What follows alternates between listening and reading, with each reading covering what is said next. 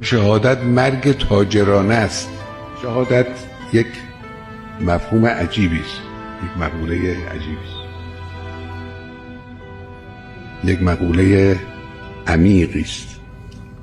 شهادت یعنی معامله با خدا، مثل همون یخی است که فروشنده یخ روز تابستان آمده بود، یخ رو عرضه می‌کرد که مردم این جنس از من بخرین که اگر نخرین اصل مایه از دست خواهد رفت. اگر مشتری پیدا نمیشد و یخ رو نمیخرید چی میشد؟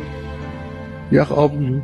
این جانی که من و شما داریم همون یخه، این داره ذره ذره میره دیگه، مگه نیست اینجور؟ حالا این جنسی را که چه شما بفروشی چه نفروشی بالاخره تمام خواهد شد، یک مشتری پیدا شده میگه من این از تو میخرم، اون هم به بالاترین قیمت میخرم.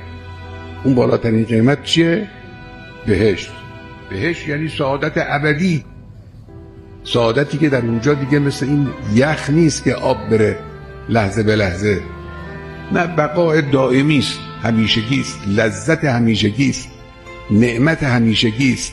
شهادت مرگ تاجرانه است، یعنی توش زرنگی هست. اونایی که شهید میشن خدای متعال بیشترین لطف رو به اونها میکنه، بالاترین لطف رو به اونها میکنه.